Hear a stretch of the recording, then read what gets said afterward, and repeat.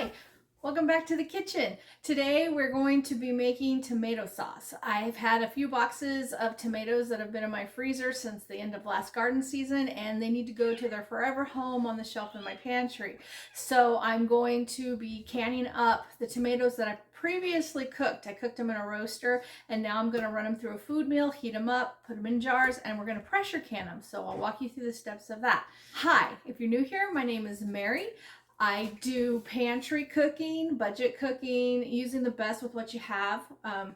So if you're interested in those kinds of things, then stick around and I'll show you what we're doing today.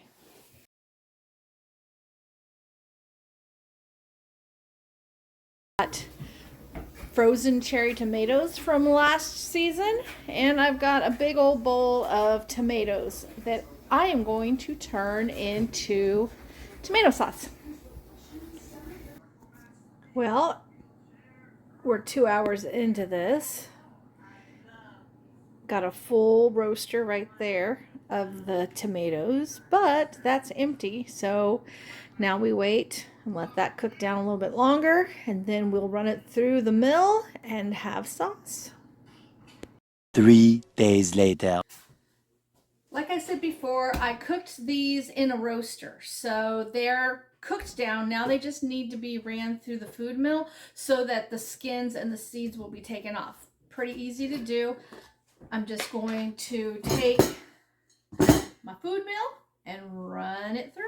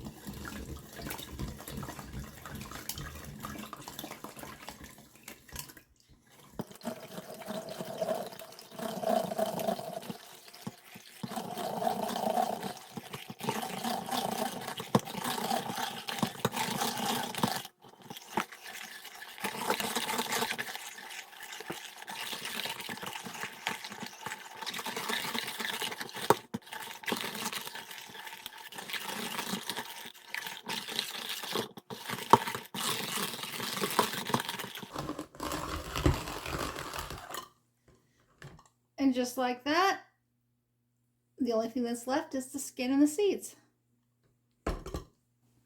So that's what we have left after running them through the food mill. It's just the skins and the seeds. Now, I've heard of a lot of people dehydrating those and then grinding them up and making like a tomato powder that you could put into soups or stuff like that.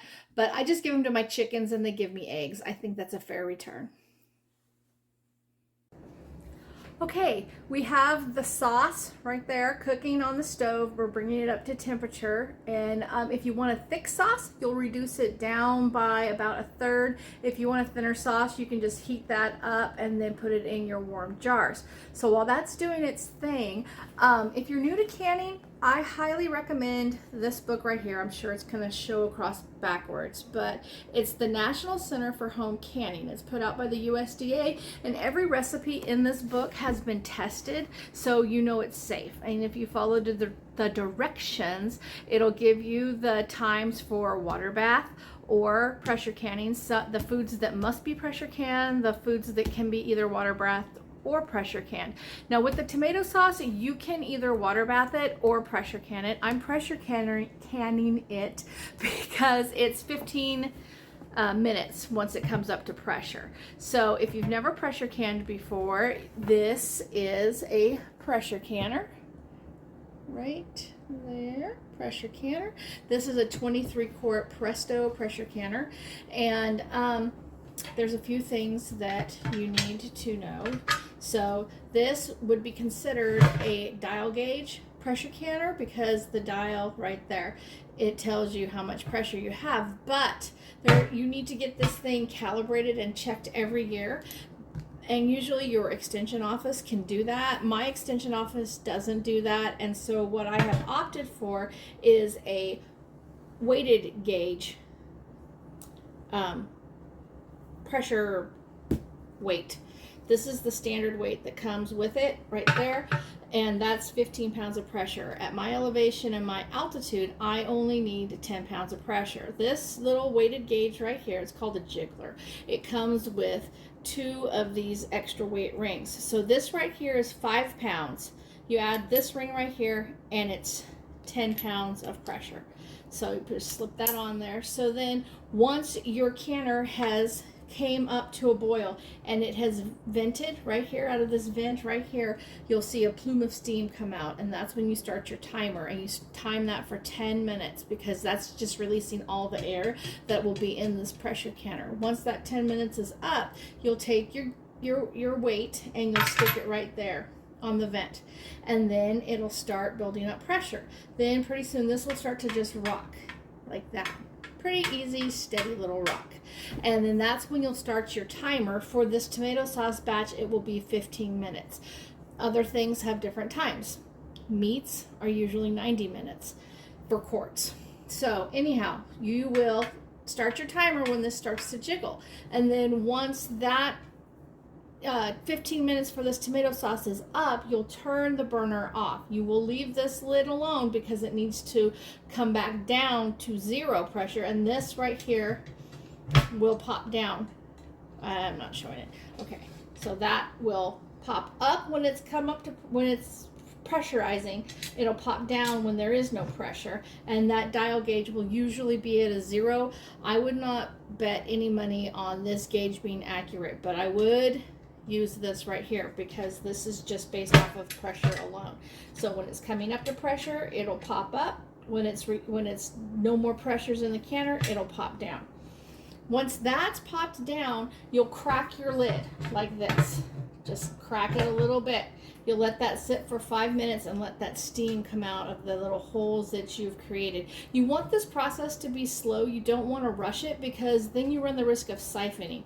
And that's when the pressure changes too quickly and your food bubbles up and out of your jars, and then you've lost everything that you've tried to do, and either you have to start all over and redo it, or the whole thing's just ruined. So don't rush the process. So after that 5 minutes, 5-10 minutes has happened, then you will lift this pressure weight off, and then you will lift away from you so that the steam will go away from you so you don't get steamed burn. And then you'll take the lid off and you'll let it sit another 10 minutes just in the jars, in the canner, just like that.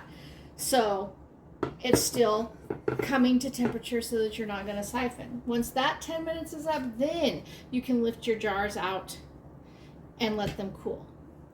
Another thing is recipes usually call for lemon juice or citric acid. Citric acid is right there. I get this at Winco, and it's just an acid. It replaces lemon juice, and for 1 teaspoon of that citric acid, it's equal to 1/4 cup of lemon juice. So you can keep this in your cupboard on your shelves, and you don't have to worry about it going bad. So then you always have your acid to add to lots of things, you know, not just your canning things, but you can add it to something that needs a little hit of acid and you're out of lemon juice or whatever. You can sprinkle just a little bit on here and it will give it a little, an acidic hit that you need.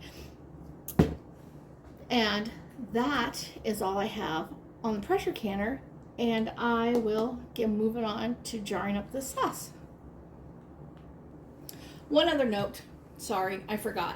You don't fill this thing all the way full up with water like you do with water bath canning. It's not going to be covering the jars. You're only going to put in, at least in this 23 quart canner, you're only going to put about 2, maybe 3 quarts of water in here. There's a mark on my canner, see right there, where I've canned so many times that it's just naturally there. So I do believe that's 2 quarts.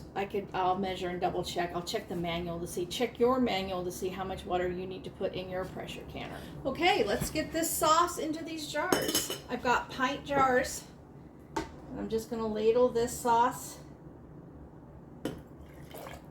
into the jars.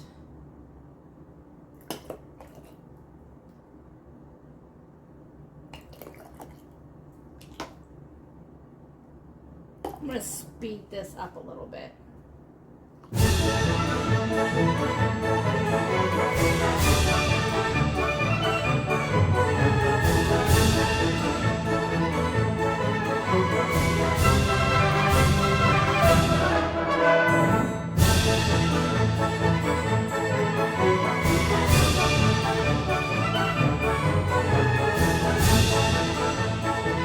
Here's another little tip. In my Presto 23-quart pressure canner, I can do 2 stacks of pints only.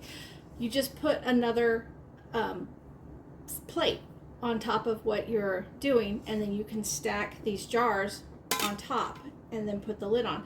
Not all pressure canners will do that. Check your manual to make sure that yours is safe to do that.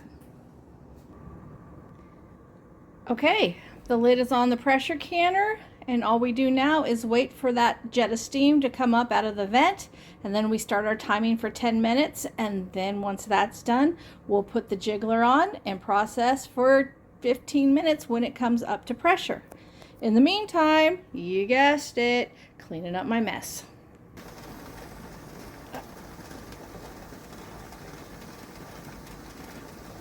You see it going?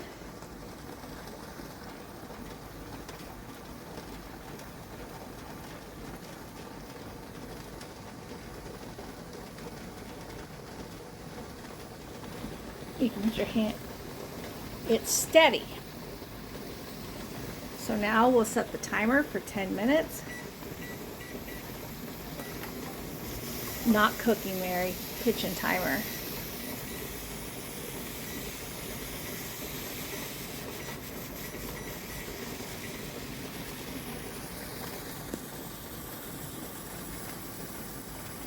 And when it starts building pressure, that right there will pop up.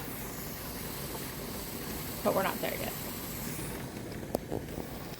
Okay, just wanted to show you an example. See that gauge? The steam's in the way.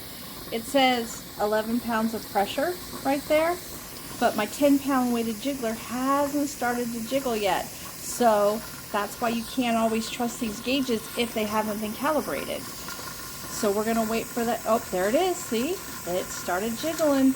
So now we'll set the timer for 15 minutes. I'm going to turn the heat down just a little bit above low, just so that it keeps that gentle rocking motion. You don't want it to go crazy. You want it just to rock like that.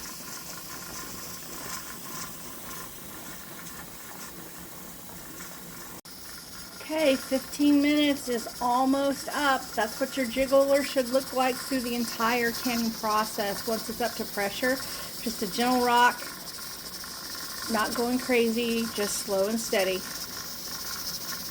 And see that gauge is way off because it's